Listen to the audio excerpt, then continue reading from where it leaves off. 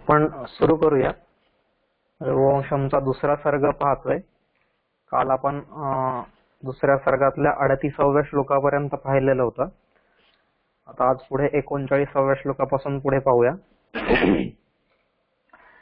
38व्या श्लोकात पाहिलं की अशा प्रकारे तो कुंभोदर नावाचा सिंह इथं कसा काय त्याची नेमणूक झाली, या सर्व गोष्टींचा खुलासा त्याने सध्याला राजा दिलीपाला केलेला आहे की असं झाल्यामुळे शंकरांनी मला इथं नेमलेलं आहे ह्या झाडाच्या संरक्षणासाठी, आणि जे प्राणी इथे येतील त्यांनाच खाऊन माझा उदरनिर्वाह मला चालवायचा आहे, असं सगळे त्यांनी राजा दिलीपाला सांगितलेलं आहे.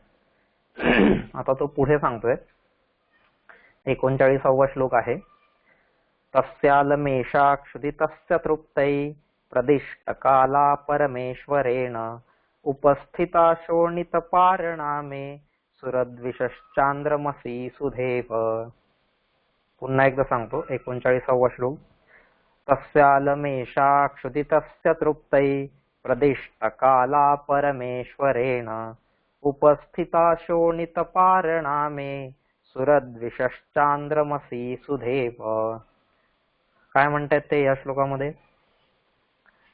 परमेश्वरेण प्रदिष्ट काला उपस्थिता शोणितपारणा एषा चांद्रमसी सुधा सुरद्विषः इव क्षुदितस्य तस्य मे तृप्त्यै अलम अस्ति.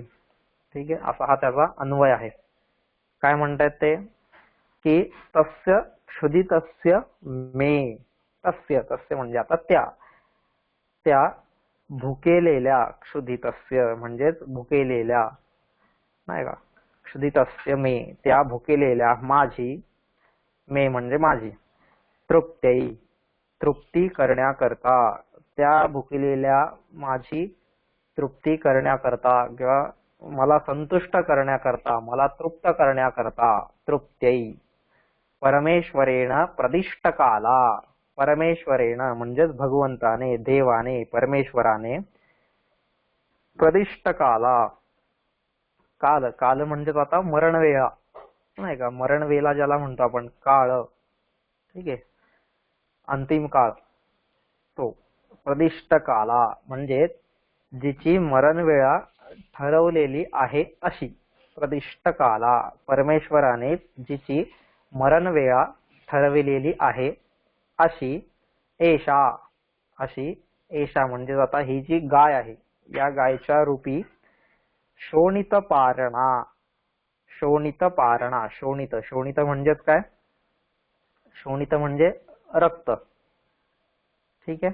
शोणितपारणा रक्त, पारणा म्हणजेच रक्ताचे पारणे, पारणा म्हणजेच उपवास ज्या दिवशी आपण करतो, तर उपवास झाल्यानंतर संपूर्ण दिवसभर उपवास केलेला असतो आपण, आणि मग त्याच्यानंतरचा जो दुसऱ्या दिवशी सकाळी आपण भोजन घेतो, तो उपवास सोडण्यासाठी ना, आपण त्याला म्हणतो आता उपवास सोडायचा आहे, तर त्याला पारणा म्हणतात. ठीक आहे. उपवासानंतर, उपवासाचं व्रत संपल्यानंतर केलेलं भोजन त्याला पारणा असं म्हणतात. व्रतांत भोजन, पारणा. ठीक आहे.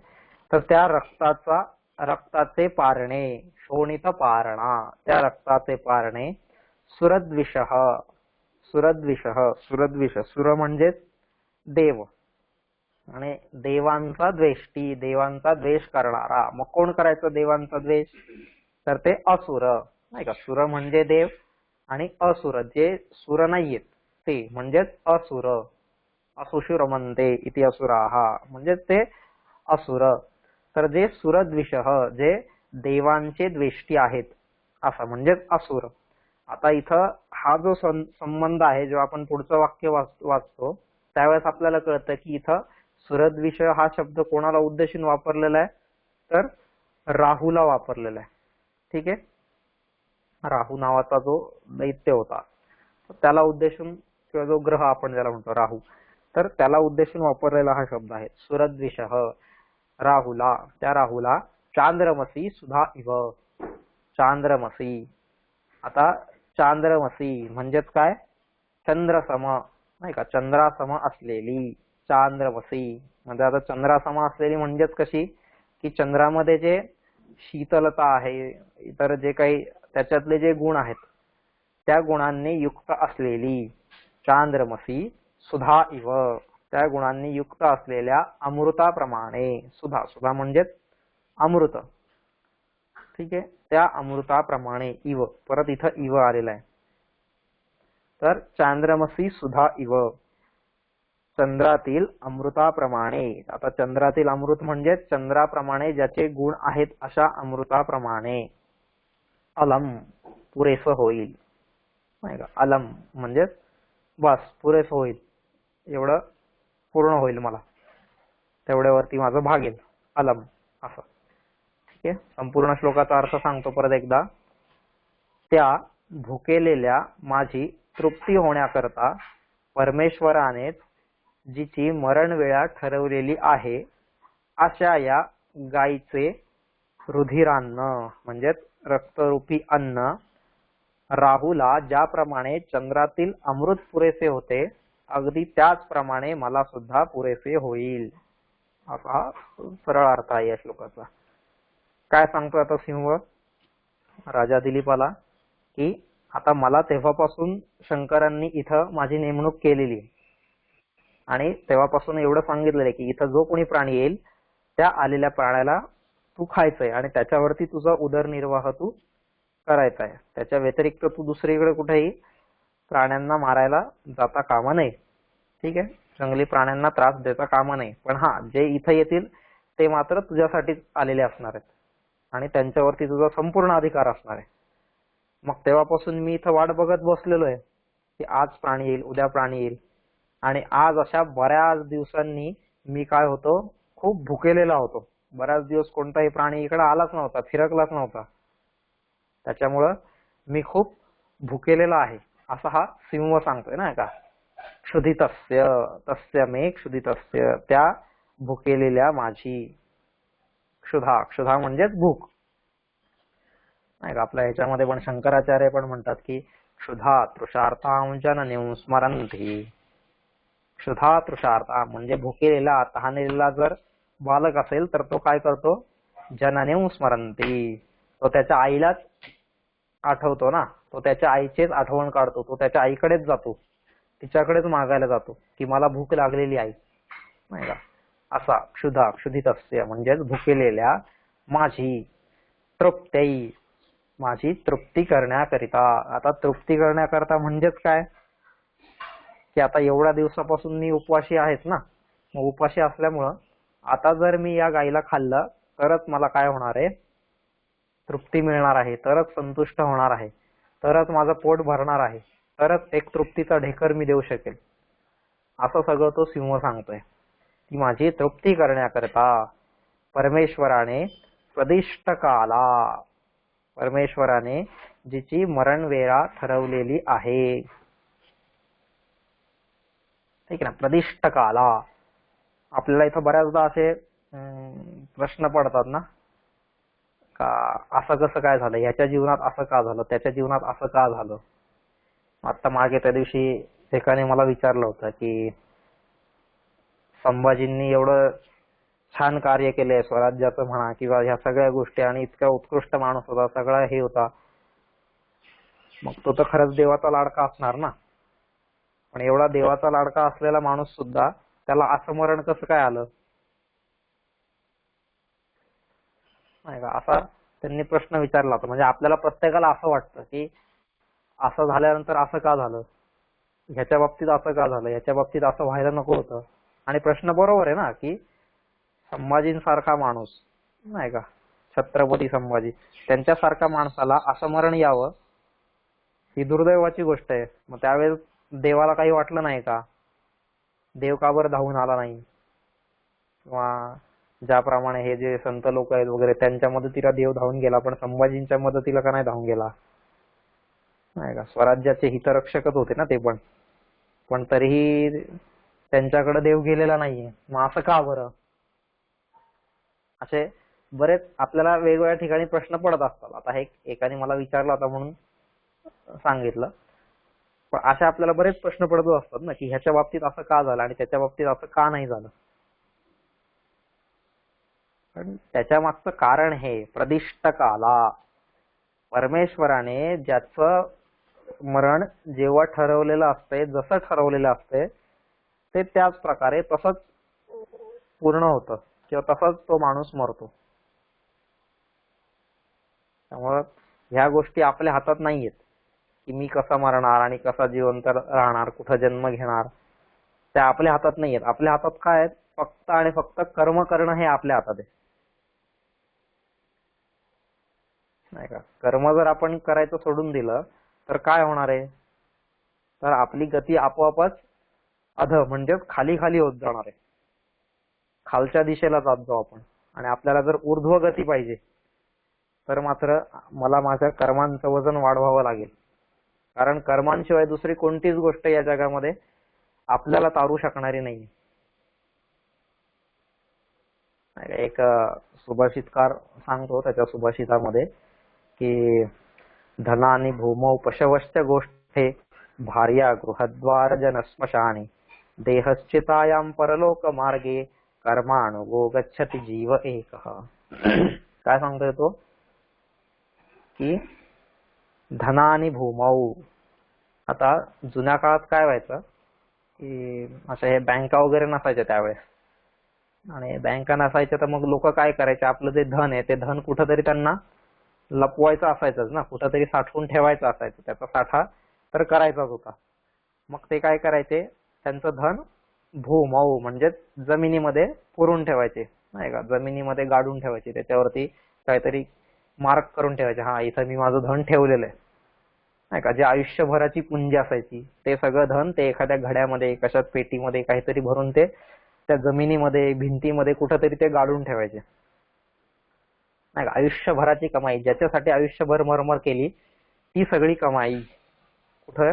जमिनीमध्ये. पण आता आज हा मेल्यानंतर काय करायचे लोक, हे जुने लोक अजिबात दुसऱ्याला सांगायचे नाही कधीच की मी इथं धन ठेवलेलं आहे, लपवलेलं आहे वगैरे. आणि त्याच्यामुळे तो मेला की त्याच्याबरोबर त्या धनाचं रहस्य, राज ज्याला आपण म्हणू, ते पण सगळं त्याच्यासोबतच जायचं. ते कोणाला माहितीच नाही व्हायचं ना. त्याच्यामुळं ते धन नाही त्याच्याही कामाला यायचं आणि नाही त्याचे जे वंशज असतील किंवा पुढचे लोक कोणी असतील त्यांच्याही कामाला यायचं नाही. आणि म्हणून मग हे असे नंतर कधीतरी कोणाला तरी ते सापडायचं कुठंतरी खोदल्यावरती, काही खोदकाम चालू असताना, काही शेतीचं काम चालू असताना मग सापडायचं ते कधीतरी. पण त्याच्या ज्या पिढ्यांना सापडायला पाहिजे होतं, त्याच्या ज्या वंशजांना ते धन मिळायला पाहिजे होतं ते मिळायचंच नाही. कारण ते धन जमिनीतच राहिलं. आणि जे धन त्याने अख्खं आयुष्यभर कमावलं होतं ते त्याच्यासोबतही मेल्यानंतर पुढे आलं नाही, म्हणजे त्याच्याही काही कामाला आलं नाही. मग धनानि भूमौ, ते धन कुठं राहिलं? जमिनीतच राहिलं हा मेल्यानंतर. दुसरी गोष्ट काय? पशवश्च गोष्ठे, पशु, नाही का. आता त्याचे जे काही दूध दुभत्यासाठी त्यांनी पशु घेतलेले होते, घोडा असेल, काय गाय असेल, बैल असेल, शेतीच्या कामांसाठी म्हणा, इतर कोणत्याही कामासाठी जे त्याने पशूंचं संगोपन तो करत होता. आणि संपूर्ण आयुष्यभर ना, जन्मापासून मरेपर्यंत त्याने त्या पशूंचं संगोपन केलेलं आहे. त्यांना वैरण, दाणा पाणी, चारा असेल, फिरायला नेणं असेल, नाही का, वेळोवेळी दवा डॉक्टर करणं असेल त्यांना, किंवा इतर ज्या सगळ्या काही गोष्टी असतील त्या सगळ्या गोष्टी त्याने त्यांच्यासाठी केलेल्या आहेत. एवढ्या गोष्टी ज्याच्यासाठी केल्या, पण ते पशु सुद्धा, ते सुद्धा शेवटी कुठं आलेले आहेत? माझ्यासोबत आले का मी मेल्यानंतर? नाही ना. ते पशु त्या गोठ्यातच राहिलेले. म्हणजे ज्यांच्यासाठी मी एवढं केलं ते पशु सुद्धा मी मेल्यानंतर माझ्यासोबत आलेले नाहीयेत. धनानि भूमौ पशवश्च गोष्ठे भार्या गृहद्वारे. आता पत्नी जी आहे, नाही का, हे बाकीचे तरी ठीक आहेत, पशु होते, धन होते, कोणी निर्जीव होतं किंवा कोणामध्ये काय त्यांच्यात मनुष्य नव्हते ते वगैरे म्हणून ठीक आहे. पण आता जी पत्नी आहे, ज्या पत्नीसोबत तर एवढा 50 वर्षाचा संसार केलाय मी, नाही का, माझी सगळी सुख दुःख जिला सांगितलेली आहेत, जिने मला तिची सगळी सुख दुःखाचा भागीदार बनवलेलं आहे, माझी सगळी कमाई मी जिला दिलेली आहे, तन मन धन ह्या सगळ्या गोष्टी तिला अर्पण केलेल्या आहेत, म्हणजे माझं सर्वस्व जिला मी अर्पण केलंय. पण ती सुद्धा माझ्यासोबत कुठपर्यंत येते? गृहद्वारे, नाही का. ज्यावेळेस जुन्या काळात असायचं, आता जातात काही ठिकाणी महिला स्मशानात, पण अजूनही बऱ्याच ठिकाणी आहेत की महिला स्मशानात जात नाहीत, त्या घराच्या दरवाजापर्यंतच थांबतात, घराच्या वेशीपर्यंतच थांबतात. मग तेच, मग ज्या पत्नीवरती मी एवढं प्रेम केलं, ती पत्नी सुद्धा कुठपर्यंत आली माझ्यासोबत? फक्त आणि फक्त घराच्या दरवाजापर्यंत, नाही का. धनानी भूमौ पशवश्च गोष्टे भार्या गृहद्वारे, ती भार्या फक्त आणि फक्त घराच्या दरवाजापर्यंत माझ्यासोबत आली, त्याच्या पुढे मला एकट्यालाच जावं लागलं. भार्या गृहद्वारे, ती आलीच नाही माझ्यासोबत. ती तरी ठीक आहे, पण जनस्मशाने, पण त्या पत्नीपेक्षा पण मी हा जो समाज आहे, पत्नी तरी समजा 50 वर्ष माझ्यासोबत राहिली, पण हा समाज तर मी जन्मल्यापासून मृत्यूपर्यंत माझ्यासोबत होताच. आणि त्या समाजासाठी मी काय काय केलेलं आहे. कोणाचं लग्न असेल, कोणाची मुंज असेल, कोणाचा बारसा असेल, कोणाचं दशक्रिया असेल, कोणाचं काय असेल, प्रत्येकाच्या कामामध्ये मी सहभागी झालेलो आहे. आणि आज त्यांच्यासाठी मी जीवनाचं रक्ताचं पाणी केलेलं आहे. पण असा जो समाज आहे, तो सगळा समाज सुद्धा माझ्यासोबत कुठपर्यंत आलेला आहे? जनस्मशाने, ते सगळे लोक पण माझ्यासोबत स्मशानापर्यंतच आलेले आहेत, त्याच्या पुढे ते लोक माझ्यासोबत आलेले नाहीयेत. धनानी भूमौ पशवश्च गोष्ठे भार्या गृहद्वारे जनस्मशाने देहश्चितायाम. आता माझ्या जन्माच्या पहिल्या क्षणापासून ते मरणाच्या शेवटच्या श्वासापर्यंत माझ्यासोबत जर कोण असेल तर तो म्हणजे माझा देह आहे, शरीर आहे माझं. आणि त्या शरीरासाठी मी किती काय काय केलेलं आहे. त्याला थंडी लागू नये, त्याला ऊन लागू नये, त्याला सर्दी होऊ नये, त्याला ताप येऊ नये, त्याला जखम झाली तर औषध लावा, ह्या प्रत्येक गोष्टी मी शरीराची किती काळजी घेतलेली आहे. शरीर सुंदर दिसावं म्हणून काय काय केलेलं आहे, नाही का, निरोगी राहावं म्हणून काय काय केलेलं आहे. बऱ्याच गोष्टी मी या शरीरासोबत केलेल्या आहेत आणि या शरीराने पण मला तेवढी साथ दिली होती, नाही का, म्हणून मी त्याचा खूप ऋणी आहे. पण असं हे जे शरीर आहे, असा हा जो देह आहे, तो देह सुद्धा माझ्यासोबत कुठपर्यंत आला? देहश्चितायाम. तो देह पण माझ्यासोबत फक्त आणि फक्त चितेपर्यंतच आला. देहश्चितायाम कुठं? कोणत्या रस्त्यावरती? परलोक मार्गे, नाही का. ज्यावेळेस मी आता परलोकाच्या मार्गावरती निघालेलो होतो, मृत्यूनंतर परलोकात मी ज्यावेळेस चाललो होतो, त्यावेळेस काय झालं? इहलोक म्हणजे हा इहलोक, हे जे भौतिक जग आहे, आणि परलोक मृत्यूनंतरचं जे पुढचं जग असेल, त्या परलोकात जेव्हा मी चाललेलो आहे, त्यावेळेस काय झालं की धन कुठं राहिलं? शेतातच. त्याच्यानंतर थोडं जवळ आलो, पशु कुठं राहिले? घराच्या बाहेर गोठ्यातच. त्याच्यानंतर थोडं जवळ आलो, पत्नी कुठं राहिली? घराच्या दरवाजापर्यंतच. त्याच्यानंतर थोडं पुढे आलो, जे लोक होते ते कुठपर्यंत आले? स्मशानापर्यंत. त्याच्याही पुढे आलो, हा जो देह होता, हा देह त्या चितेपर्यंत आला. परलोकाच्या मार्गामध्ये हे सगळे माझे सोबती जेवढे होते ते या टप्प्यापर्यंतच आलेले. पण त्याच्या पुढे काय?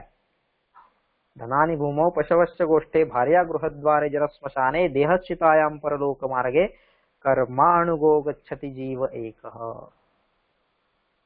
पण त्याच्या पुढे मात्र माझ्यासोबत कोण येत आहेत? फक्त आणि फक्त माझी कर्म माझ्यासोबत येत आहेत. मग ती चांगली कर्म असतील, ती वाईट कर्म असतील, कोणत्याही प्रकारची कर्म असतील, परलोक मार्गावरती ज्यावेळेस एक जीव निघालेला असतो, त्यावेळेस त्याच्यासोबत ही कर्मच सोबत राहतात, कर्मच साथीदार राहतात. त्या कर्मांशिवाय दुसरं कोणीही त्याच्यासोबत पुढं येत नाही. आणि मग असं जे असेल त्याच्यासोबत, म्हणजे तो जो जीवात्मा आहे, त्या आत्म्यासोबत चिकटून आलेली फक्त आणि फक्त त्याची कर्म असतात. त्या कर्मांशिवाय दुसरं कोणीच त्याच्यासोबत जात नाही. मग असं असेल तर मग मी काय केलं पाहिजे? फक्त आणि फक्त कर्म करण्याकडे लक्ष ठेवलं पाहिजे. कारण जेवढा माझा कर्माचा बॅलन्स असेल तेवढंच मला बँकेतून काढता येणार आहे, नाही का. आज मी बँकेत जर गेलो पैसे काढायला, मला 10,000 रुपये काढायचे, त्यावेळेस अकाउंट मध्ये मी टाकणार, तर तिथं बँक म्हणणार की अरे तुझ्याकडे तर फक्त 500 रुपये आहेत, नाही का, 500 रुपये काढू शकतोय, त्याच्यापेक्षा जास्त रुपये तू काढू शकत नाहीयेस. का? कारण माझा बँक बॅलन्सच कमी आहे ना इथं. मग मला जर हा बँक बॅलन्स माझा वाढवायचा असेल तर त्यासाठी मला कुठेतरी प्रयत्न केले पाहिजेत. आणि तो प्रयत्न म्हणजे हा कर्मरूपी बँक बॅलन्स आहे, नाही का. मग तो जसा असेल त्याचप्रमाणे मला जन्म मृत्यू ह्या सगळ्या गोष्टी भगवंत देत राहणार. ठीक आहे. म्हणून इथं आहे की काय म्हणतायत ते? शोणित पारणा असं जे आहे भुकेल्याची पारणा तृप्ती करण्यासाठी परमेश्वराने प्रदिष्ट काला जिची मरण वेळा आधीच ठरवलेली आहे. ही जी गाय आहे या गायची मरण वेळा देवाने आधीच ठरवलेली आहे. अशाच प्रकारे ठरवलेली, अशाच प्रकारे मृत्यू होणार आहे, हे सगळं ठरवलेलं आहे नाही का. गीतेमध्ये भगवंत सांगतायत अर्जुनाला की अरे हे जे आहेत ना समोर भीष्म द्रोण वगैरे वगैरे हे सगळे, अर्जुन ज्यावेळेस विचारतोय की ह्यांना मी कसं मारू नाही का, त्यावेळेस भगवंत त्याला सांगतायत अरे तू त्यांना मारण्याची काहीच गरज नाहीये, त्यांचा मृत्यू मी आधी निश्चित केलेलाच आहे, त्यांना मीच मारणार आहे, ते तुला करायची गरज नाहीये. पण तू काय कर, निमित्त मात्रम भव सव्यसाचिन नाही का. द्रोणंच भीष्मंच जयद्रथंच कर्णं तथान्यानपि योधवीरान् मया हतास्त्वं जहिमाय तिष्ठा युध्यस्व चेता शिरणे सपत्नाम. असं तो सांगतो तिथं की अरे हे सगळे जे आहेत ना ह्या सगळ्यांना मी मारलेलेच आहे आधी, यांचा मृत्यू निश्चितच आहे. तू काय कर, फक्त आणि फक्त एक निमित्त मात्र बन तिथं नाही का. फक्त आणि फक्त निमित्त मात्र बन तू, बाकी काही नाही. जसं आपण म्हणतो ना कावळा बसला आणि फांदी मोडली, आता कावळ्याच्या वजनाने फांदी मोडणार आहे का नाही, फांदी मोडण्याचं जे काही कारण आहे ते आधी होऊन गेलेलंच आहे. आता कावळा फक्त आणि फक्त त्याला एक निमित्त ठरलेला आहे नाही का. तसं तू निमित्त मात्र बन. कृष्णाचा मृत्यू झाला नाही का, कृष्ण कसा गेलाय, त्याच्या पायाच्या अंगठ्याला बाण लागलेला आहे. आता पायाच्या अंगठ्याला बाण लागून कोणी मरतो का कधी, साधा आपल्यातला पण जरी आजही जरी पाहिला आपण, मारून पाहता कधीतरी पायात बाण, असं नाही मरत आपण कधी. पण ते फक्त आणि फक्त एक निमित्त होतं नाही का. कृष्णाला माहित होतं आता आपलं अवतार कार्य संपलेलं आहे, मला याला मी मरायला काहीतरी निमित्त पाहिजे ना, नाहीतर एवढं कसं काय, म्हणून त्याने ते एक छोटस निमित्त तेवढं करून घेतलेलं आहे. त्यामुळं हे जे सगळं आहे जन्म मृत्यू ह्या सगळ्या गोष्टी ठरलेल्याच आहेत आधी. आणि त्या का बरं ठरलेल्या आहेत, त्या माझ्या गेल्या जन्मांच्या कर्मामुळे ठरलेल्या आहेत. आणि त्यामुळे मला आता नवीन जन्मामध्ये असं काहीतरी कर्म करायचंय की जेणेकरून मला पुढचा जन्म हा चांगला मिळेल नाही का. माझी पुढची गती ही सद्गती राहील, दुर्गती होणार नाही, ह्याच्यासाठी मला कर्म करत राहिलं पाहिजे. ठीक आहे. तर अशा परमेश्वराने जिची मरण वेळा ठरविलेली आहे अशी या गायी स्वरूप, अशा या गायीच्या स्वरूप एषा शोणित पारणा. शोणित पारणा म्हणजेच रक्ताचे पारणे नाही का. म्हणजे आपण ज्यावेळेस उपवास सोडतो त्यावेळेस काहीतरी एकदम छान गोडधोड काहीतरी करतो ना, उपवास सोडायचा आहे म्हणून, त्याला पारणा म्हणतात. तर ते जे पारणा आहे म्हणजेच व्रतांत भोजन, व्रत घेतलेलं आहे आणि त्या व्रतानंतरचं जे भोजन आहे नाही का, उपवास केलेला आज दिवसभर आणि मग उद्या सकाळी मी जे जेवणार आहे तर त्याला पारणा म्हणतात. आणि मग त्यावेळेस काय माणूस काहीतरी गोड धोड काहीतरी असं चांगलं करतो की जेणेकरून उपवास सोडायचा येतं. मग त्यावेळेस रक्ताचा पारणा नाही का. आता या गायीच्या एवढ्या, आता सिंहासाठी काय आहे दुसरं, गायीचं रक्त म्हणजे किती छान ना, त्याच्यासाठी तर ते एकदम गोडधोडच आहे. जसं आपल्यासाठी असतंय ना की लाडू बेसन बुंदी डिंक निरवा आणि मोती चुरा बासुंदी चकल्या सुधा रसखवा डोसे वर्दीवर सांजा साखर भात म्हैसूर वडी श्रीखंड पेढे खिरी बर्फी भाकर आमरस खवा झुणका मसाला पुरी. आता ह्या ज्या सगळ्या गोष्टी आहेत ह्या जशा आपल्यासाठी गोडधोड आहेत, तसं त्या सिंहासाठी काय आहे गोडधोड, तर ते म्हणजे या गायचं रक्त नाही का. एवढी धष्टपुष्ट अशी गाय आहे, तिचं आपण मागे पाहिलं ना, डौलदार शरीर आहे तिचं वगैरे वगैरे, असं मोठ्या कास्तेची आहे वगैरे वगैरे सगळं. आणि मग अशा गायीचं रक्त मिळणं हे म्हणजे खऱ्या अर्थानं तो पारणा सार्थक होणं असं आहे ना. म्हणून तो म्हणतोय की अशा रक्ताचे पारणे सुरद्विषः, अशा रक्ताचे पारणे मला पुरेसे होईल नाही का. अशा रक्ताचे पारणे अलम, मला पुरेसे होईल. कशा प्रकारे पुरेसे होईल, तर इथं उपमा देतोय की ज्याप्रमाणे सुरद्विषः चांद्रमसी सुधा इव, की ज्याप्रमाणे सुरद्विष म्हणजे देवांचा द्वेष्टा, कोण, राहू. ती गोष्ट का बरं राहूला देवांचा द्वेष्टा असं म्हटलंय, कारण ना का आजही आपण म्हणतो ना, हा ह्याला काय राहू काळ जवळ आलाय बरं का ह्याचा, हा ह्याला राहूनी ग्रासले बर का, किंवा असं असं काही जे सगळे वाक्यप्रयोग आपण करतो. तर का, तर ते सगळी गोष्ट आपल्या सगळ्यांना माहिती आहे की समुद्र मंथन झालं, समुद्र मंथनातून 14 रत्न बाहेर पडले, त्यातून अमृत पण बाहेर आलं, आणि त्यावेळेस ते अमृत देव आणि दानव दोघांना पण पाहिजे होतं नाही का, नाहीतर ते नसतं मिळालं तर परत त्याच्यावरती युद्ध, परत संहार मोठा आहे ते. आणि म्हणून त्यासाठी मग स्वतः भगवान विष्णूला मोहिनीचं स्वरूप घेऊन यावं लागलं. आणि मोहिनीचं स्वरूप घेऊन येऊन ती मोहिनी काय करत होती, त्या कलशातलं अमृत एकदा देवांना एकदा दानवांना, एकदा देवांना एकदा दानवांना असं करत ती वाटत होती. पण त्यावेळेस काय झालं की हा जो राहू होता, या राहूला लक्षात आलं की हा इथं काहीतरी ही जी मोहिनी आलेली आहे ही काहीतरी गडबड करते. आणि त्याला जाणवलं की हे विष्णूचं कारस्थान असणार आहे, काहीतरी गडबड आहे इथं. म्हणून तो राहू काय झाला, त्याने तो जो देवांच्या बाजूला बसला होता, दानवांच्या बाजूला, तिथून उठून तो गपचूपपणे इकडं रूप बदलून देवांमध्ये येऊन बसला. आणि मोहिनी आता जात होती इकडं तिकडं ते अमृत घेऊन. आणि ज्यावेळेस ती आली इथं आणि तिने ते राहूला दिलं अमृत, आणि राहूला दिलं आणि राहूच्या ते गळ्यापर्यंत अमृत गेलं.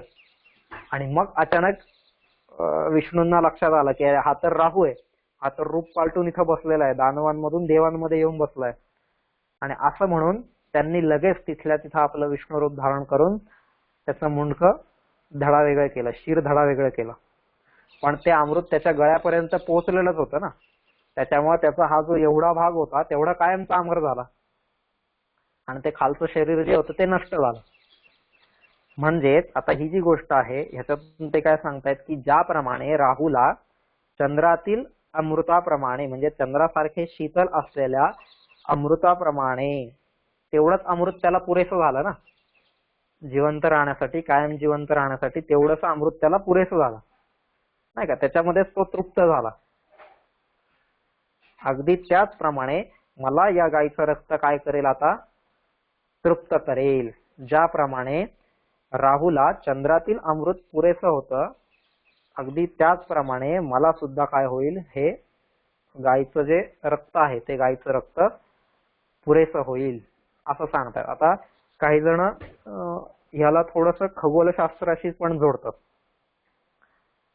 की राहू ग्रह जो आहे, आपले जे सगळे नवग्रह आहेत त्यातला जो राहू आहे, तर त्या राहू ग्रहाला चंद्राची जे शीतल प्रकाश असतो त्या शीतल प्रकाशामुळे तो बांधलेला असतो वगैरे. आता मला पण त्याच्यातलं एवढं ते खगोलशास्त्र माहित नाहीये, पण काही जण तसं म्हणतात. ठीक आहे, ज्यांना माहिती असेल त्यांनी त्याचा अभ्यास करावा आणि सांगावं. पण काही जण यालाच, म्हणजे हा जो आहे सूरद्विषः चांद्रमसी सुधा इव, ह्या गोष्टीला त्या खगोलाशी पण जोडतात की राहू ग्रह आणि चंद्र हा जो उपग्रह आहे, तर ह्या दोघांना एकमेकांच्या प्रकाशावरतीच ते जगत असतात. एक दोघं म्हणजे चंद्राच्या शीतलतेवरती राहू जगत असतो, अशी काहीतरी ती कन्सेप्ट आहे. आता ते मला पण तेवढं माहित नाही. तर काही जण हे त्याच्याशी जोडतात, तर काही जण ही जी समुद्र मंथनाची कथा आहे त्याच्याशी इथं जोडतात. आता नेमकं कालिदासाला नेमकं काय म्हणायचं होतं ते कालिदासालाच माहिती. ठीक आहे, तर अशा प्रकारे ज्याप्रमाणे राहूला चंद्रातील अमृताप्रमाणे मला सुद्धा हे गायीचं रक्त पुरेसं होईल, अलम. ठीक आहे, असं या श्लोकामध्ये सांगितलेलं आहे. आता पुढचा आहे 40वा श्लोक. सत्वं निवर्तस्व विहाय लज्जाम गुरोर्भवान् दर्शित शिष्य भक्तिः शस्त्रेण रक्षं यद शक्य रक्षं न तद्यशः शस्त्रभृतां क्षिणोति. सत्वं निवर्तस्व विहाय लज्जां गुरोर्भवान् दर्शित शिष्य भक्तिः शस्त्रेण रक्षं यद शक्य रक्षं न तद्यशः शस्त्रभृतां क्षिणोति. काय म्हणतायत ते या श्लोकामध्ये? सह त्वम, म्हणजे त्वम म्हणजे कोण, आता राजा, सिंहराजाला उद्देशून म्हणतोय ना, हे राजा, सह त्वम लज्जां विहाय निवर्तस्व भवान गुरोः दर्शित शिष्य भक्तिः अस्ति यत् शस्त्रेण रक्षम् अशक्य रक्षम् अस्ति तत् शस्त्रभृताम यशः न क्षिणोती. किती सुंदर, म्हणजे तो सिंह किती प्रयत्न करतोय आता याला परत पाठवण्यासाठी. कोणाला? राजाला परत पाठवण्यासाठी, म्हणजे त्या राजा दिलीपाला त्याच्या ध्येयापासून विचलित करण्यासाठी हे सिंह हा सिंह जो आहे हा एक एक तर्क मांडतोय. त्याच्यातला हा एक तर्क असा आहे, काय म्हणतोय तो? सत्वम, तो तू, म्हणून तू काय कर, लज्जाम विहाय, असा तू म्हणून तू काय कर, लज्जाम विहाय, नाही का, दुःख सोडून, खंत सोडून, लाज सोडून, नाही का, किंवा शरम जी आहे तुझी ही सगळी सोडून, न बाळगता, लज्जाम विहाय, ती न बाळगता, निवर्तस्व, निवर्तस्व, निवर्तस्व हा शब्द झालाय आपला. निवर्तस्व म्हणजेच परत पाठवणे, परत जा, तू परत जा. कारण भवान म्हणजेच तू, गुरोर दर्शित शिष्य भक्ती ही, तू गुरोर दर्शित शिष्य भक्ती ही, गुरुच्या ठिकाणी योग्य अशी शिष्यभक्ती दर्शविली आहे, दाखविली आहे. ठीक आहे.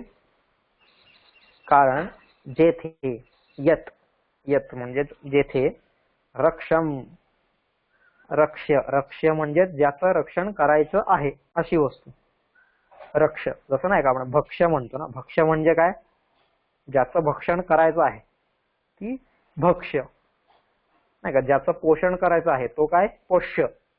तसंच ज्याचं रक्षण करायचं आहे तो रक्ष्य. तर रक्षम म्हणजेच रक्षण करावयाची वस्तू, रक्षण करण्याची गोष्ट. शस्त्रेण, शस्त्राने, अशक्य रक्षम, रक्षण करणे अशक्य नसते. अशक्य रक्षम म्हणजेच रक्षण करणे शक्य नसते. म्हणजेच जिथे रक्षण करण्यायोग्य वस्तू शस्त्राने सुद्धा रक्षण करणे शक्य नसते, तत्, तेथे, त्या ठिकाणी, शस्त्रभृताम, त्या ठिकाणी शस्त्र धारण करणाऱ्याचे, शस्त्रभृत, नाही का, शस्त्रभूत आपण मागे पाहिलं होतं ना, धनुर्भूत असा शब्द पाहिलेला होता, म्हणजे ज्याने धनुष्य धारण केलेले. मागदी त्याचप्रमाणे शस्त्रभृताम म्हणजे शस्त्र धारण करणाऱ्याचे यशः, यश, न क्षीणोती, कीर्ती न क्षीणोती, कमी होत नाही, कधीही कमी होत नाही. म्हणजे बघा तो सिंह कशी त्याची समजूत घालतोय त्याला ध्येयापासून बाजूला करण्यासाठी. काय म्हणतोय तो? आता हे वरती जे सगळं सांगितलेलं आहे मग त्यानुसार, म्हणून तू काय कर, दुःख न करता, लाज न बाळगता, खंत न बाळगता परत जा, नाही का. तुझ्या जिकडून आल्यास तिकडे तू परत जा आणि या गायीला इथंच सोड. तू गुरूंच्या ठिकाणी योग्य शिष्यभक्ती दाखविली आहेस. अरे जेथे रक्षावयाची वस्तू शस्त्राच्या सहाय्याने सुद्धा रक्षण करणे शक्य नसते, तेथे शस्त्र धारण करणाऱ्याच्या यशाला कमीपणा येत नाही. किती मोठा सिद्धांत सांगितला आहे त्याने इथं, नाही का. पहिली गोष्ट काय म्हणते तो, की तू त्यामुळे आता तू परत जा. आणि का परत जा? कारण गुरुच्या ठिकाणी योग्य शिष्यभक्ती तू दाखवलेली आहेस, नाही का. म्हणजे एखाद्या गुरूंचा जो आदर्श शिष्य असावा अगदी त्याचप्रमाणे तू आहेस, म्हणजे नाही का. वशिष्ठांची जी गाय तू घेऊन वनात चरण्यासाठी तिला घेऊन येत होता आणि तिचं रक्षण करणं वगैरे हे सगळं तुझं काम आहे, हे बरोबर आहे. आणि ज्यावेळेस मी तिच्यावरती चढलो त्यावेळेस तू लगेच तुझं धनुष्य सावरलं, तुझ्या बाणाकडे तुझा हात गेला आणि तू मला मारण्यासाठी प्रयत्न पण करू लागलास, नाही का. तुझी शक्ती सगळी तू एकवटलीस, नाही का. ते आपण मागे पाहिलं. पण ते काही न होता पण तुला काही करताच येत नव्हतं. त्यावेळेस तू काय केलं, मनातल्या मनातच ज्याप्रमाणे, नाही का, मंत्र औषधीने ज्याप्रमाणे एखाद्या सापावरती परिणाम केला जातो आणि तो साप शब्दच उभा राहतो, पण आतल्यात जळफळाट होत असतो त्याचा, अगदी त्याचप्रमाणे तुझी स्थिती झालेली होती. म्हणजे ह्या सगळ्या गोष्टी काय करतायत, तुझी गुरुच्या प्रती असलेली शिष्यभक्ती व्यक्त करतायत. म्हणजे तुझ्यासारखा आदर्श शिष्य हा कोणी नाहीये. म्हणजे त्या गुरुसाठी स्वतःचं प्राण सुद्धा संकटात घालायला तू तयार आहेस. त्याला आदर्श शिष्य म्हणतात, नाही का. गुरुने दिलेलं काम आहे ते काम व्यवस्थित तडीस नेणं, त्याच्यासाठी संपूर्ण प्रयत्न करणं. आणि ही गोष्ट तू केलेली असल्यामुळं तू त्या गुरुचा खराच एक आदर्श शिष्य आहेस, त्याच्या प्रती खरी शिष्यभक्ती तू दाखवलेली आहेस. नाही का, आपल्या भारतामध्ये असे अनेको शिष्य होऊन गेलेले नाही का, आरुणी असतील, उपमन्यू असतील किंवा अजून असे बरेचसे शिष्य होऊन गेलेले आहेत ज्यांनी आपल्या गुरुप्रती त्याप्रमाणे शिष्यभक्ती दाखवलेली. तर त्यांच्यामध्येच एक तू पण आहेस. त्याच्यामुळे आता तू पुन्हा जा. का पुन्हा जा? कारण जिथं ज्या गोष्टीचं रक्षण करायचं आहे त्या गोष्टीचं रक्षण मोठमोठ्या शस्त्रांनी सुद्धा करणं अशक्य आहे.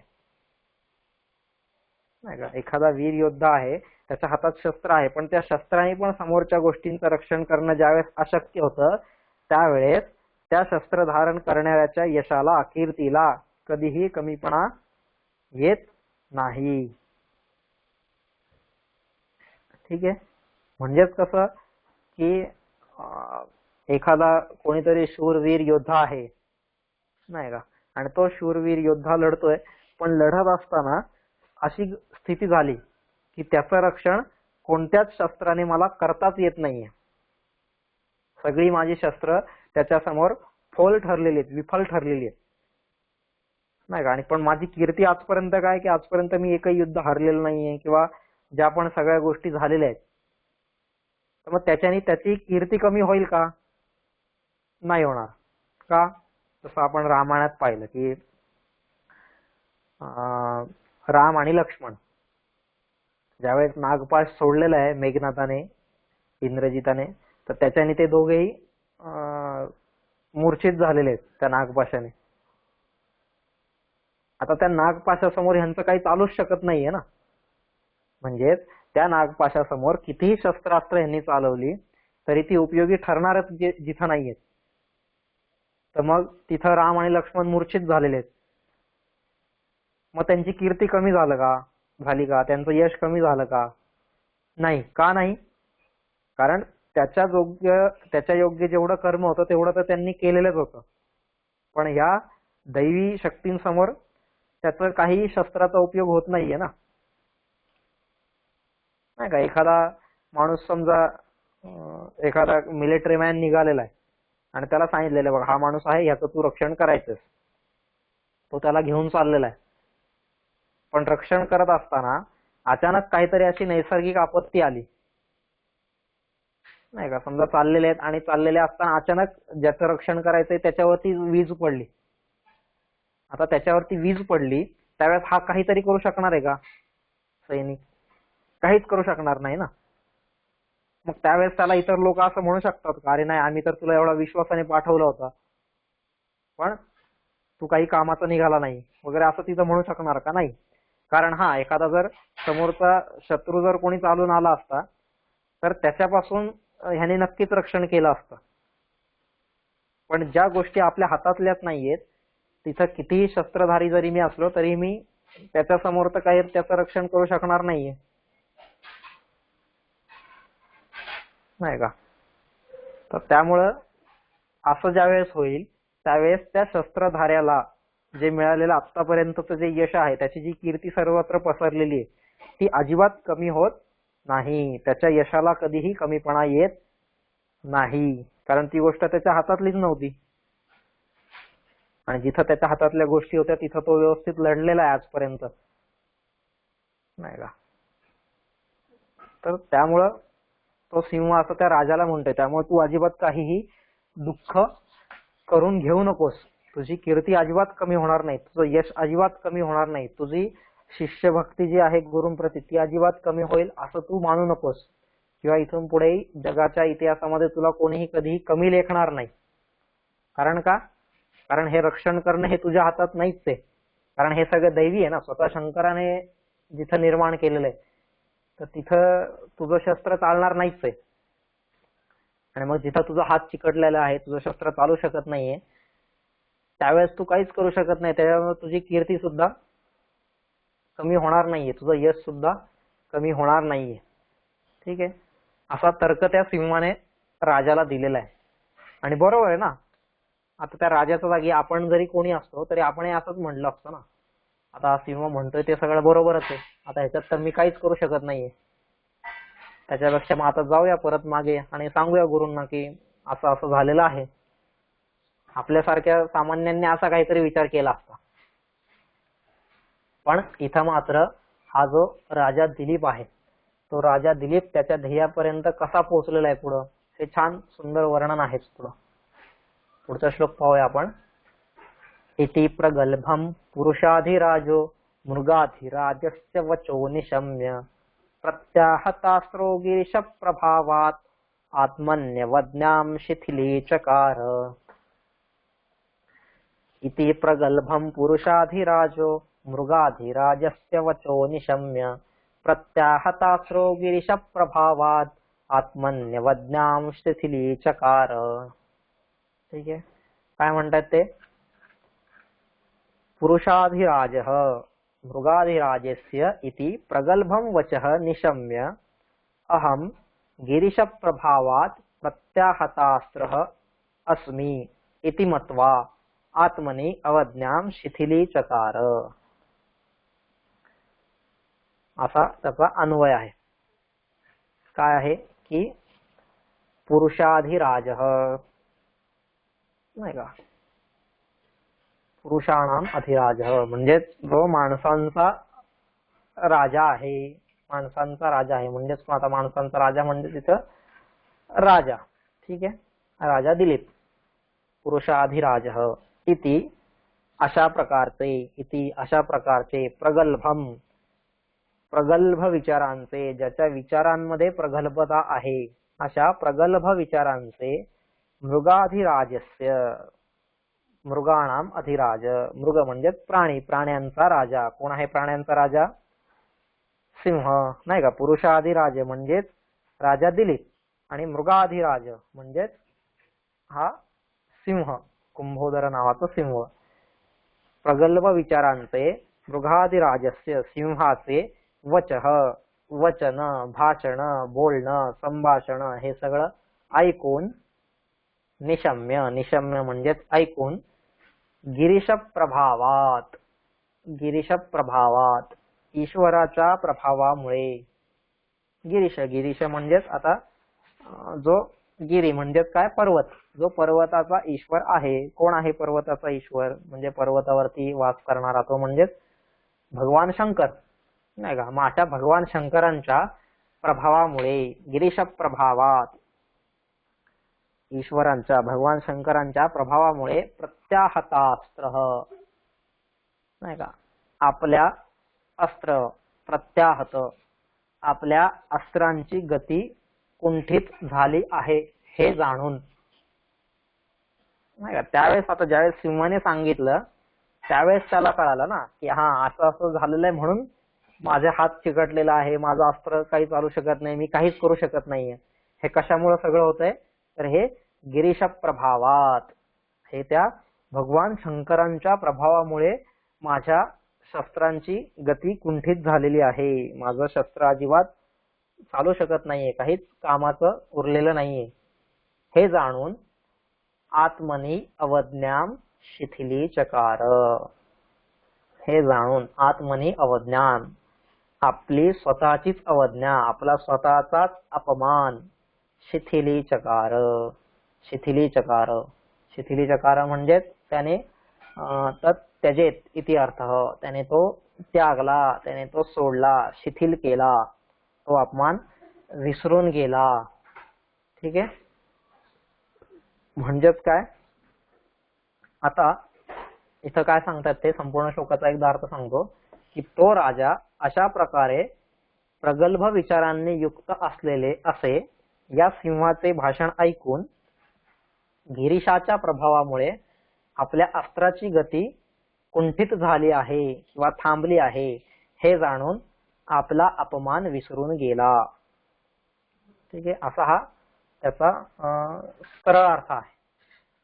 आता काय म्हणतात ते की पुरुषाधिराज, ठीक आहे, पुरुषाधिराज म्हणजेच राजा, पुरुषांचा जो राजा आहे, आणि एक आहे प्राण्यांचा राजा नाही का. असे दोन राजे आहेत तिथं.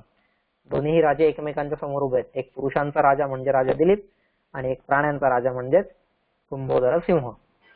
तर पुरुषाधिराज त्या राजाने अशा प्रकारचे प्रगल्भ विचारांचे, नाही का, त्यावेळेस पण मी बोलत असेल त्यावेळेस माझे विचार कसे पाहिजेत, अशा प्रकारचे प्रगल्भ विचार पाहिजेत. प्रगल्भ म्हणजेच उच्च कोटीचे, समोरच्याला प्रभावित करणारे, नाही का, समोरच्याला विचारात टाकणारे, समोरच्याला विचार करायला भाग पाडणारे असे विचार पाहिजेत, प्रगल्भ विचार. आणि नेमका सिंहाने आता हे जे तर्क दिलेला आहे सिंहाने, तो असाच आहे ना, अगदी प्रगल्भ तर्क आहे की नाही, की अरे साक्षात शंकरानेच आता तुझा हात थांबवलेला आहे, तर तू इथं काहीच करू शकत नाहीये, त्यापेक्षा तू परत निघून जा वगैरे वगैरे, हे जे सगळे त्यांनी गोष्ट सांगितली आधीची. आणि बरोबर आहे ना, एखादा कोणी माणूस असला तर त्याला ही गोष्ट पटणारच आहे की यार आता जिथं स्वतः भगवान शंकर आहेत, नाही का, तर त्यांनी जर ही गोष्ट केलेली आहे तर त्याच्यात माझ्यासारखा एक कच्चित सामान्य दिलीप काय करू शकणार आहे, त्यापेक्षा जाऊ द्या वगैरे, असा एकदम प्रगल्भ विचार त्यांनी सांगितलेला आहे, नाही का. प्रगल्भ विचारांचे, प्रगल्भम मृगाधिराजस्य, सिंहाचे असे प्रगल्भ विचारांनी युक्त असलेले भाषण, त्याला प्रगल्भ विचारांचं म्हणतात, नाही का. प्रगल्भ विचार म्हणजेच कसं, कृष्णाचं जीवन जर आपण पाहिलं तर त्या कृष्णाच्या जीवनामध्ये तशी प्रगल्भता दिसते, त्याच्या भाषणामध्ये, त्याच्या विचारांमध्ये तसं सामर्थ्य आपल्याला दिसतं. प्रत्येक वेळेस कुठं कुठं बघू शकतो आपण की गोकुळामध्ये असताना, वृंदावनात असताना त्याने इंद्रपूजा बंद केली आणि गोवर्धन पूजा सुरू केली, नाही का. आजपर्यंत पिढ्यानुपिढ्या चालत आलेला जो सण उत्सव आहे तो बंद करण्याची ताकद असणं म्हणजे काय साधी गोष्ट नाहीये, नाही का. असं एखाद्याला जर कोणाला जसं काही करून बघायचं असेल तर करून बघा, एखादा काही प्रयोग आहे ना, समजा आपले एवढे सण उत्सव आहेत किंवा इतर ज्या काही गोष्टी असतील, एखादी परंपरा असेल, तर ती मोडीत काढणं ही गोष्ट अवघड आहे, नाही का. किती सत्पुरुषांनी, सज्जनांनी, समाजसेवकांनी प्रयत्न केले तेव्हा ती सतीप्रथा मोडीत निघाली. त्याला किती शेकडो वर्ष गेली सतीप्रथा मोडीत निघायला. एवढ्या लोकांनी प्रयत्न केल्यानंतर त्याच्यासाठी कायदे करावे लागले, काय काय गोष्टी कराव्या लागल्या, तेव्हा ती कुठंतरी बंद झाली. पण अजूनही काही काही ठिकाणी असं ऐकायला येतं की अमुक अमुक ठिकाणी सतीप्रथा अजूनही सुरू आहे वगैरे वगैरे अशा गोष्टी. तर एक अशी परंपरा बंद करणं ही गोष्ट खूप कठीण आहे. कायदे करा, कितीही काही करा, पण लोकांचं डोकं तुम्ही तेवढ्या प्रभावीपणे नाही बदलू शकत. पण एक दिवस हा कृष्ण उभा राहिलेला आहे आणि त्या कृष्णाने असं काही भाषण केलेलं आहे त्या सगळ्यांसमोर की त्याच्या भाषणाने सगळे लोक प्रभावित झालेले आणि त्यांनी इंद्रपूजा बंद करून गोवर्धन पूजा सुरू केलेली आहे, गोवर्धनोत्सव सुरू केलेला आहे. म्हणजे किती प्रभावी त्याचं भाषण असेल, नाही का, त्याच्या बोलण्यामध्ये किती प्रभाव असेल की एकदाच तो फक्त बोलला आणि सगळ्यांनी ते ऐकलेले आहे. किंवा पुढे जर गेलो आपण तर अर्जुनाच्या विवाहाच्या वेळेस पण ज्यावेळेस अर्जुन सुभद्रेला घेऊन जातोय, अख्खी यादव सेना बलरामासकट सगळेच जण त्या अर्जुनावर धावून जाणार असतात, नाही का, सगळेजण इतके रागावलेले असतात. तर त्यावेळेस पण कृष्ण फक्त उभा राहतो आणि असं काही भाषण करतो की त्याच्या भाषणाने ते सगळे लोक जे त्याला मारायला निघाले होते ते उलट बँड बाजा घेऊन, सगळं वरात बिरात घेऊन त्याला नाचत गात त्याची मिरवणूक काढत त्यांनी सगळ्यांनी त्याला परत द्वारकेला आणलेलं आहे, नाही का. म्हणजे जे लोक त्याला मारायला निघाले होते सगळे शस्त्रास्त्र घेऊन, ते लोक त्याला वाजत गाजत डोक्यावरती घेऊन आलेले आहेत. म्हणजे काय प्रभावी भाषण केलेलं असेल कृष्णाने तिथं. असे अनेक कृष्णाच्या जीवनातले असे अनेक उदाहरण आहेत. सगळ्यांना आपल्याला परिचयातलं उदाहरण म्हणजे गीता, नाही का, जिथं जो अर्जुन एकदम हतबल झालेला आहे की नाही आता मी काहीच करू शकत नाही, मला हे विजय नको, मला हे काहीच नको, मला राज्य नको, नाही का, नकांक्षे विजयं कृष्ण वगैरे वगैरे सगळ्या गोष्टी जो सांगतोय, किन्नो राज्येन गोविंद किम भोगैर जीवितेन वा ये सामर्थ्ये कांक्षन्नो राज्यं भोगा सुखानि च तयीमेव स्थिता युद्धे प्राणांस त्यक्त्वा धनानि च आचार्याः पितरः पुत्राः तथैव च पितामहाः मातुला श्वशुरा पुत्राः शाला संबंधी वगैरे सगळं जे आहे अर्जुन विषाद योग अख्खा, असा जो अर्जुन आहे त्या अर्जुनाला पुन्हा लढायला उभं करणं, नाही का, ज्याने शस्त्र टाकून दिलेलं आहे, ज्याला लढायचंच नाहीये, त्यावेळेस कृष्ण उभा राहिलेला आणि असं काही भाषण केलेलं आहे त्याने पुन्हा की जेणेकरून तो अर्जुन तो उभाच राहिलाय, पण तोच अर्जुन नाही तर आजपर्यंत हजारो वर्षांनंतर पण असे जे जे अर्जुन आपापल्या ध्येयापासून विचलित होत असतील त्या सगळ्या अर्जुनांना पुन्हा उभं करणारे अशी ती गीता त्याने त्यावेळेस गायलेली आहे, नाही का. भगतसिंग असतील, लोकमान्य टिळक असतील, गांधीजी असतील, असे कितीतरी अर्जुन होऊन गेलेले आहेत की ज्या अर्जुनांना तारण्याचं काम त्या गीतेने केलेलं आहे, त्यांना पुन्हा खुमारी त्यांच्यामध्ये भरण्याचं काम त्या गीतेने केलेलं आहे. म्हणजे असं प्रभावी भाषण, ही वचनामधली प्रगल्भता याला म्हणू आपण. असे बरेच जण होऊन गेलेले आहेत तसे प्रगल्भ वक्ते. एक उदाहरण म्हणून सगळ्यांना परिचयाचं असेल म्हणून हा कृष्णाचा दिला की अशी माझ्या वाणीमध्ये पण प्रगल्भता असली पाहिजे.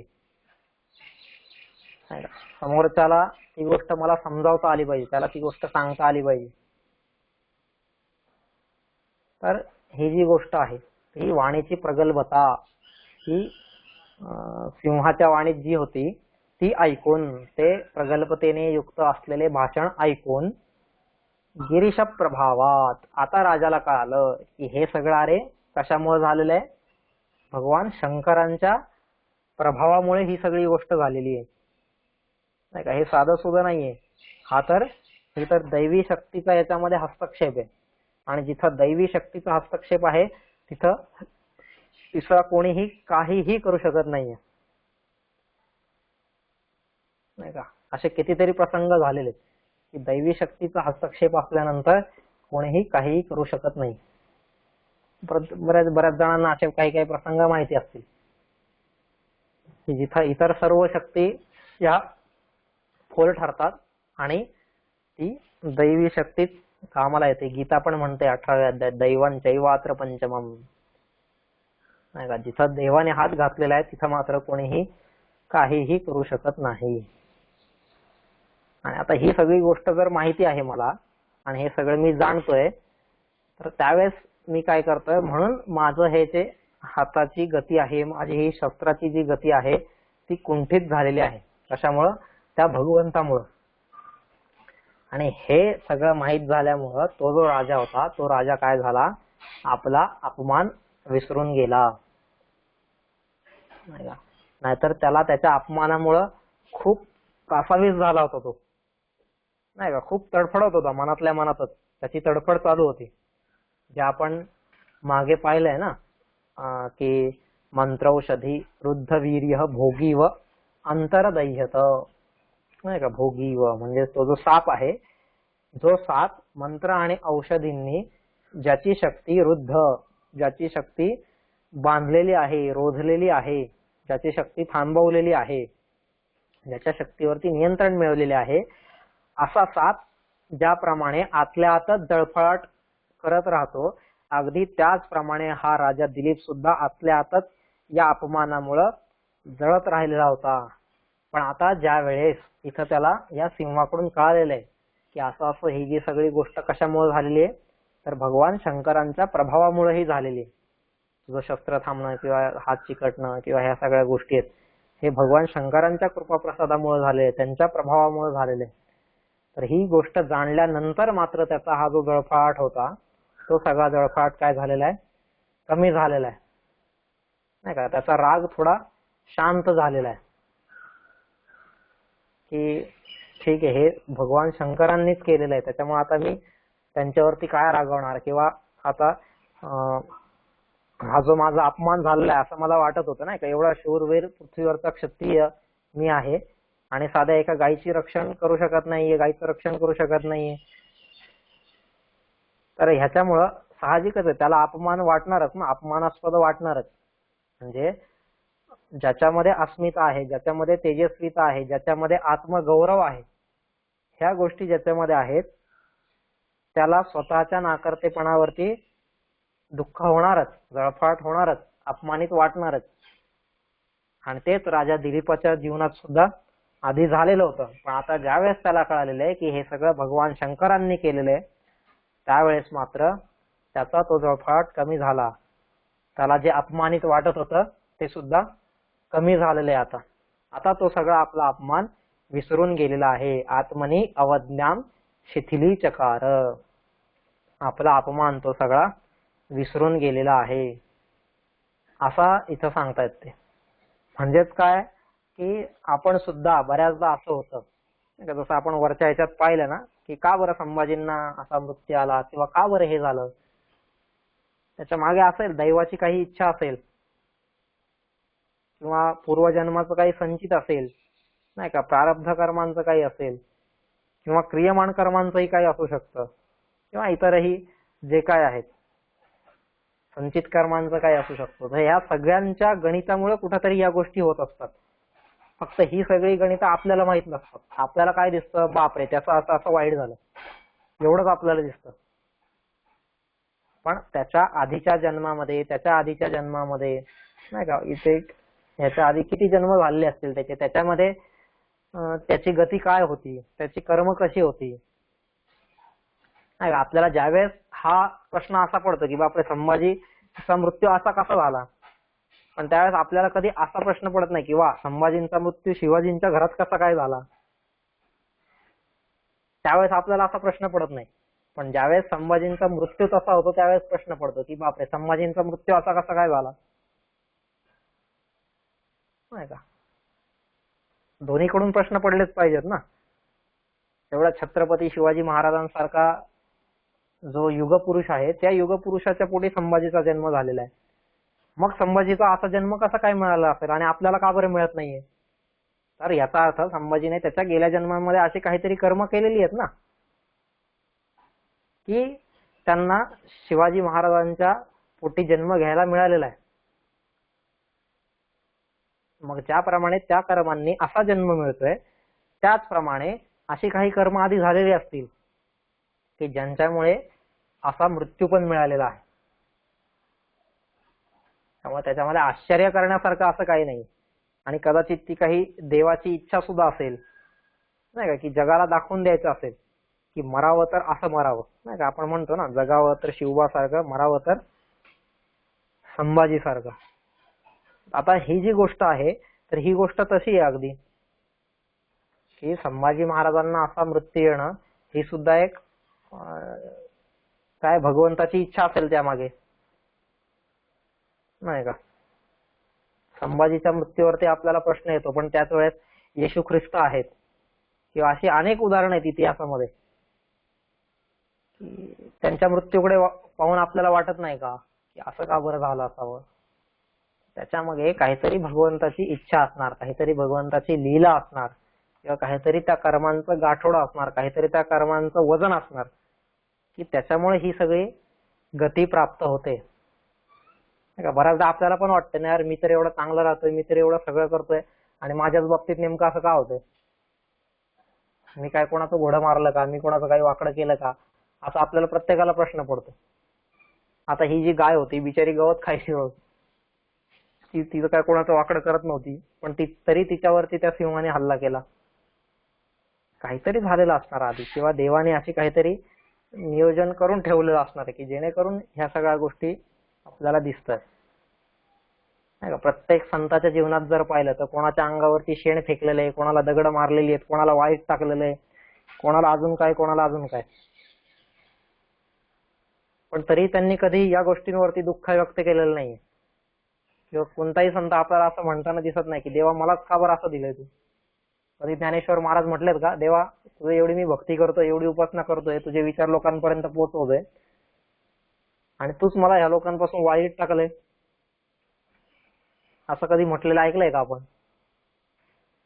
तुकारामांना लोकांनी एवढं वेड्यात काढलं, एवढं नाही नको नको ते बोललं, नाही ते करायला लावलं, त्यावेळेस तुकाराम असं म्हटलेत का कुठं, नाही. कारण सगळ्यांना माहितीये की बलियसी केवलम ईश्वर इच्छा, की ईश्वराची इच्छाच या जगामध्ये सगळ्यात बलशाली आहे. आज बघा बरं हे कोरोना आपण किती सगळेजण हातबल झालोय, पण आपल्या हातात फक्त कर्म करणं आहे. त्यासाठी जेवढं करता येईल आपल्याला तेवढं आपण करू. घरात बसायचं घरात बसू, म्हणजे काय इम्युनिटी वाढवायची ती वाढवू, या सगळ्या गोष्टी आपण करू. पण शेवटी बलियसी केवलम ईश्वर इच्छा, प्रयत्न करणं आपल्या हातात आहे, फळ मिळणं न मिळणं हे त्याच्या हातात आहे. त्यामुळे आपण आपलं प्रयत्न करत राहू. ठीक आहे. असं या खूप मोठ्या मोठ्या सिद्धांतांना कालिदासाने या रघुवंशामध्ये जागोजागी पेरलेले आहेत. त्या मोठमोठ्या सिद्धांतांची जे वैदिकांनी जे सिद्धांत मांडलेले आहेत, वेदांनी, उपनिषदांनी, रामायण, महाभारत, पुराण, ब्राह्मण ग्रंथ, आरण्यक, उपनिषद, जी काय सगळ्यांनी जे तत्वज्ञान मांडलेले आहे त्याच्यातली छोटी छोटी बीज स्वरूपात गोष्टी घेऊन कालिदासाने या त्याच्या रघुवंशामध्ये पेरलेल्या आहेत. म्हणून रघुवंशाची अलौकिकता वेगळी आहे, दिव्यता वेगळी आहे. ठीक आहे.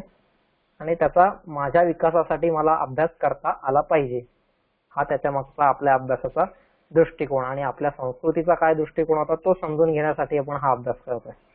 ठीक आहे. तर अशा प्रकारे आपले 41 श्लोक झालेले आहेत. आता उद्या आपण 42व्या श्लोकापासून पुढे पाहूया.